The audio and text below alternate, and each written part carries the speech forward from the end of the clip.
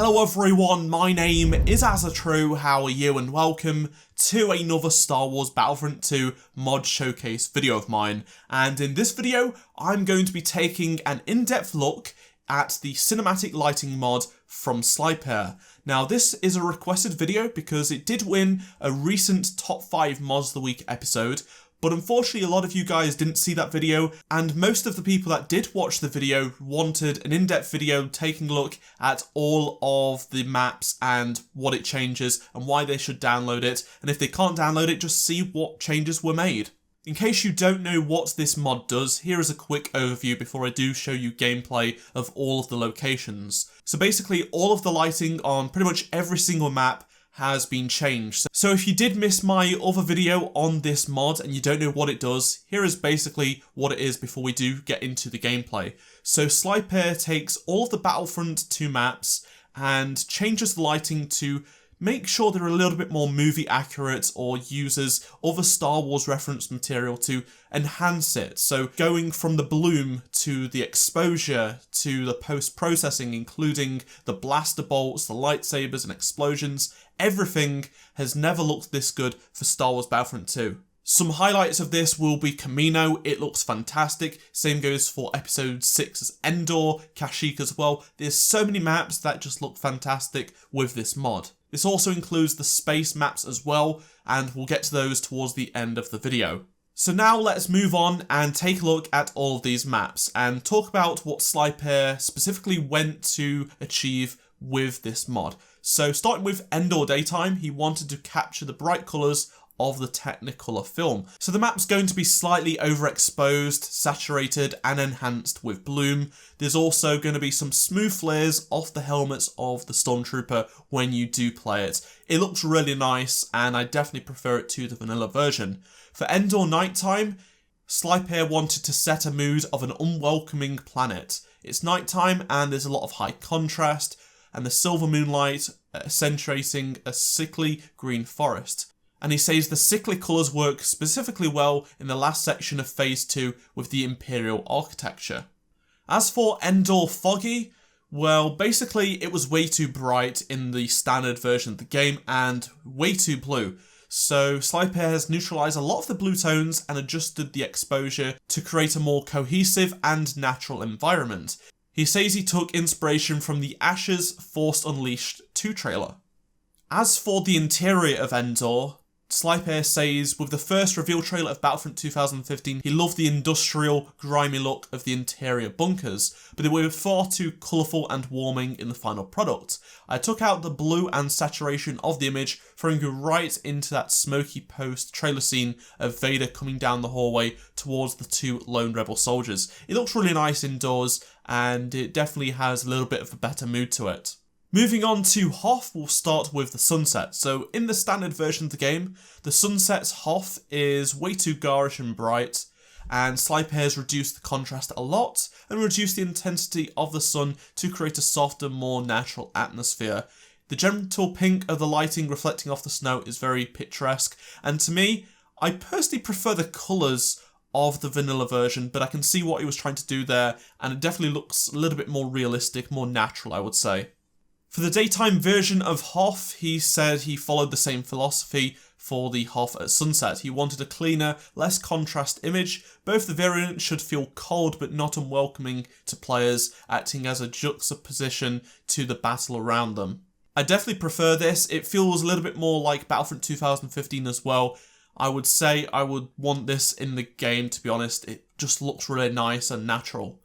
As for the interior of Hoth, he said he's flipping the design philosophy on its head for the indoor section of this map. He bumped up the contrast and the blue to make the area feel a little bit under siege and lived in. It's not a professional operation and the Rebellion is not a professional operation, so it should feel that way. And I actually kind of prefer it. It's definitely more natural and I really do like it. Moving on to Death Star 2, and Slypair notes that the vanilla game's Death Star 2 map is tinted purple.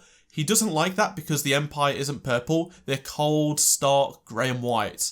And he took a lot of inspiration from the Battlefront 2015 Death Star maps, removing some of the saturation from the image and neutralising the colours. For For me, I really like this. I personally love the look of the Battlefront 2 Death Star 2 map, but I can see where it was coming from, and I do like how the colours are a little bit less saturated, and it just really reminds me of playing Battlefront 2015 on the Death Star 1 maps. Moving on to Yavin 4, starting with the daytime version. So the map is really overexposed in my opinion, and Sliper notes that as well. He says it was overexposed and high contrast of yellow tints within the Yavin 4 vanilla version of the game. He didn't like it, so he took inspiration from the real life filming location, which is Guatemala, and he gave the lighting a much more natural white colour. So overall, it looks a lot nicer on the eyes. As for the sunset version, he used Rogue One as a reference point for this because there are a few shots of Yavin 4 at sunset with a very soft yellow lighting, and he aimed to replicate that. He says the colours are toned down on this level, simulating a filmic look based on Rogue One. Next up is Kashyyyk, and we'll start with the daytime version. So this is an incredible looking variant. He says it's his finest work yet, and he stated he wanted to play an overcast Kashyyyk ever since launch, just as seen in Revenge of the Sith. Now we finally have it. So he states he has a custom edited skybox and fog settings, as well as an extensive sunlight and colour correction edits. Players should feel like they're in Revenge of the Sith, and they do. And this one took days, apparently, of work, which is really awesome, and to see it pay off definitely shows because it looks fantastic. As for the nighttime version of Kashyyyk, he says he neutralised some of the blue because it was quite blue and gave the lighting a more silver look as opposed to the vanilla blue seen in the base game. Kashyyyk is a very primitive and natural planet, and this high contrast alternate look should reflect that. Blasters, lightsabers, explosions and lights have been paid special attention here, and the MTT's explosive bolts look fantastic during the battle, as he says. Next up is Kamino, another favourite of mine. It just looks phenomenal. So Sliper notes that the vanilla version of Kamino is way too bright and way too blue. Personally, I like the look of it, but it definitely is really blue. Compare it to Attack of the Clones, it's nowhere near. So he spent a few hours of referencing and colour matching, and basically he remade the look we see in Attack of the Clones, which looks fantastic. So it feels strong desaturation. It has a very small green tint to offset the native blues, and it's super bloomy, and it looks fantastic with that rain. You know, the weather effects in the game are fantastic, but with that grey look, it just looks phenomenal. It looks like you're straight in Attack of the Clones, and I feel like this should be a version in Battlefront 2. As for the interior of the Kamino base, he says that even though it's under siege, it should feel completely different to the hazardous storms outside.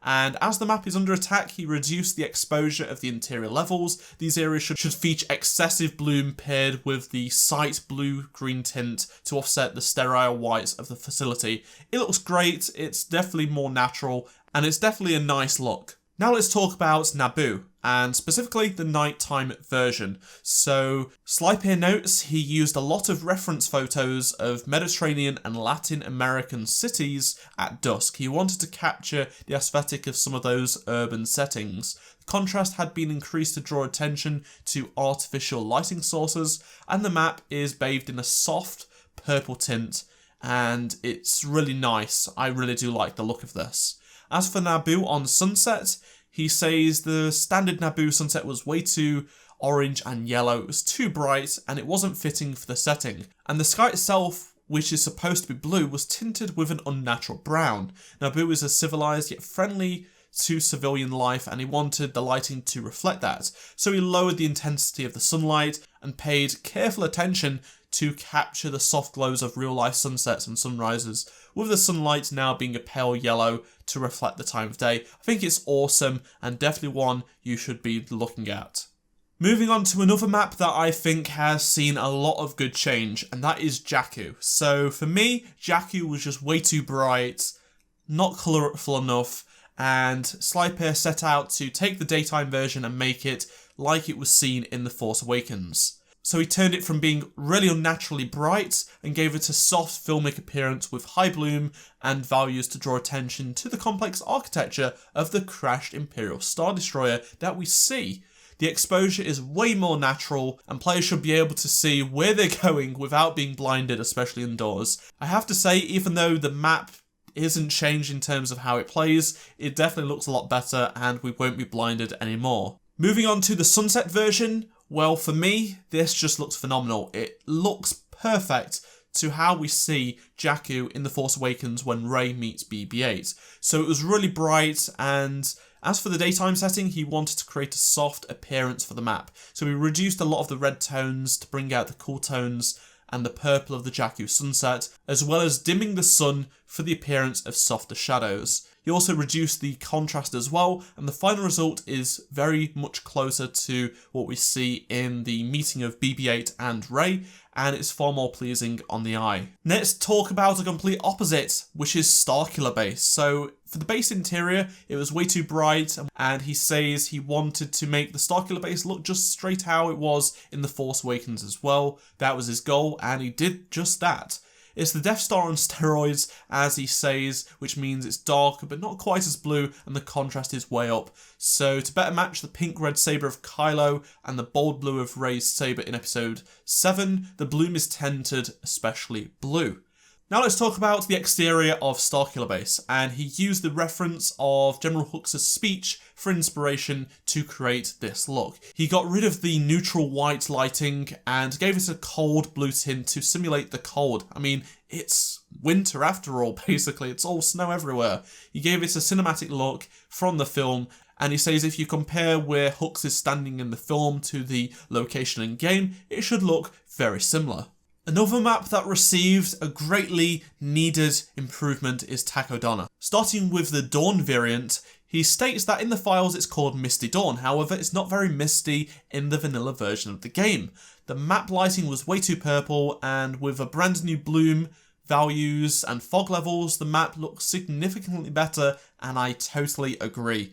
It's got a more warm and welcoming, bright looking aesthetic, and it looks really, really cool. Moving on to the daytime version, he says he took heavy inspiration from the Battle of Takodana in The Force Awakens. If you search it up, there's nowhere near as much sunlight as Battlefront 2 depicts for Takodana in the game. It's also really overexposed. You will also notice that in the confrontation between Rey and Kylo in the forest, the scene is given a very cold blue palette. Sliper uses extensive colour correction and sunlight and bloom edits to make it reflect that scene and the movie's look. The forest itself has been made a little bit darker to match it as well, and I totally agree, it looks more like The Force Awakens. Moving on to another sequel trilogy map, and this is the Crate map. And let's talk about the exterior first. So he says this one took quite a while. He wanted to match the exposure and colour correction of the Last Jedi's look as much as possible. Crate is now given a slightly more blue-green tint with exposure and sunlight intensity toned down to better match reference the film itself. He was able to achieve the final result by comparing the brightness of the sky to the terrain in both game and The Last Jedi, and it took a lot of trial and error. I definitely appreciate his hard work on this one. As for the interior of the Rebel base, nothing much was changed. He did say he wanted a more industrial aesthetic, which is sort of what we see in the film a little bit, so he reduced the exposure and the blue tones, and the green and yellow palette takes priority. Overall it looks good. I must say the lights specifically on this map look a lot better now. Moving on to Bespin, which is Administrator's Palace. So he says he couldn't edit this one the way he wanted due to the files not being properly set up in the vanilla game. However, he was able to make some small adjustments to make it match the Battlefront 2015 look and the films. So the final product is slightly desaturated and with special attention given to the exposure level, so every detail can be better seen. I totally agree with this one, specifically on the indoors. The white is a lot less, so you can see the details on the walls and stuff like that. Personally, I prefer the saturation as seen on the outside of the map in the vanilla version, but I can see what he was doing here. He definitely made it seem more like it was straight from the previous game and, of course, the film itself. Now let's move on to an even newer map for Star Wars Battlefront 2, the most recent one added, and that is Kessel. And he says that Kessel in-game is almost exactly the same as we see Kessel in Solo: A Star Wars Story, except for some of the lighting and the colours. So the interior now has a more yellow-brown look, and this matches the film's counterpart. He says the exterior in the film is overcast and desaturated, with the red and green tones reduced, so he's tried to replicate that. It's pretty cool. I still kind of prefer the colours of the game itself. I don't know, it just speaks a little bit more to me, a little bit more easier on the eyes, but nevertheless, it's still pretty cool and definitely does match the film. Moving on to a fan favourite map, which is Tatooine, and we'll start with the nighttime version, which was added a few months after launch. So he says he wanted to create an environment where nearly all the lighting came from artificial light sources, and Mos Eisley had enough of them to make this happen. He completely eliminated the moonlight, and to compensate, he ups the exposure to draw attention to the artificial light sources and give an impression they're illuminating the entire scene, and it does work really well. So to help with the idea of a well-lit urban setting, he really reduced the blues of the scene and increased the reds, and overall, the warm lighting of the city contrasts nicely with the night sky and shadowed areas. I think this is really cool. It's definitely a lot nicer to see compared to the vanilla version of the game. As for the sunset version, he says he took heavy inspiration from the classic binary sunset found in episode 4 A New Hope. He says he loved the soft pink lighting, and he decided to go forward with that in mind when creating this variant. Sliper notes that it is a far cry from the vanilla sunset version, which feels a lot dirtier, and I do agree with that one. As for the standard daytime version, he says he doesn't have any specific film reference in mind, except for maybe episode 1. He wanted to create a more realistic looking desert with cool blue sands and a clear sky. Common stereotype with the deserts in the media is that they're tinted very yellow or orange. He wanted to go in the opposite direction and created a more natural daytime desert environment. The scene is strongly tinted blue to accomplish that. I really do like the sky in this one. It looks awesome. Jabba's Palace and the Naboo hangar map was not specifically noted by Sliper, however, the outsides are basically what we see for Tatooine daytime and Naboo daytime as well. It's basically the same on the outside, just not in the inside. Nothing's changed there. Moving on to the Starfighter space maps, and this is really awesome. These look fantastic. So starting with Fondor, Sliper notes he loved Rogue One, especially how ILM handled its space scenes, with a low contrast and bright aesthetic. Personally, I loved it as well. You know, the white light on the Star Destroyers look fantastic. The light is a very natural white, and the bloom in this scene is very persuasive due to the no atmosphere in the fighting over Scarif. He says what better to memorialise the assault on the Scarif shield gate than the one in Battlefront 2017. Notice the soft white light and prominent bloom of the new map in-game. It looks fantastic. Moving on to decor, he says not a lot to say about this map variant, but he says it was nice to make. He used The Last Jedi's opening space scenes as reference, and he thinks he matched the blue-green tones fairly well. Now let's move on to Ryloth. So he says heavy throwbacks to the battle over Coruscant in Revenge of the Sith here. Ryloth has been given a brand new lighting to better match episode 3. It's not exactly Coruscant, but it feels very close. And overall, it looks fantastic. I really do like the colours, especially on the blaster bolts and the engines of the starfighters. Same goes for the cruisers as well. The Venators look fantastic. I would say the droid control ship also looks phenomenal. It just seems to have a little bit more detail, less overexposed and stuff like that. It just looks awesome. Moving on to another sequel trilogy map, which is Unknown Regions. And he says, well, it's only a lone resurgent Star Destroyer. This reminds him of the Poe and Finn escape from the First Order in The Force Awakens. So he used that as a reference and gave the map more of a blue tint to match the movie. He also increased the bloom values, so dogfights in and around the asteroid field should look pretty cool, and they do. I really do like the look of this map. I feel like the Star Destroyer looks a little bit off compared to, I don't know what it is, it just doesn't look as good as I like it in the vanilla version of the game, but nevertheless, the rest of the map does look better. Last but certainly not least, Space Endor. So he says he spent a lot of time rewatching Return of the Jedi and loved how blue and cold the lighting is in the space battle. He says it's unrealistic but looked fantastic, and it's a shame that design wasn't carried over into the vanilla game, but this mod does change that. So Space Endor now feels like you're actually fighting above Endor in the films. It's got that blue lighting, replacing the white lighting in the unmodified version of the game. I really do like the blue. It looks very awesome, especially alongside all that Death Star debris. It just looks great. And even on the TIE fighters as well, specifically, that blue looks fantastic. So there you have it, Sliper's cinematic lighting overhaul. This is an extremely long video, but I really enjoyed making it. It looks fantastic. You don't need me to tell you it looks fantastic. I just showed you. Thank you very much for sticking until the end of this video. I really do appreciate it. It means a lot to me, and I hope you enjoyed this. Remember, there will be a download link to this mod in the description below. Go check it out. Go show your support to Sliper. Get downloading it and using it. That's going to do it from me. I hope you enjoyed it. Comment below your thoughts on the maps and the mod in the comment section below. Drop a like if you enjoyed this video. Subscribe if you want to see more videos like this. And check out any of the 2 previous videos on screen if you did miss them. And I shall see you all in my next Star Wars Battlefront 2 video. Goodbye.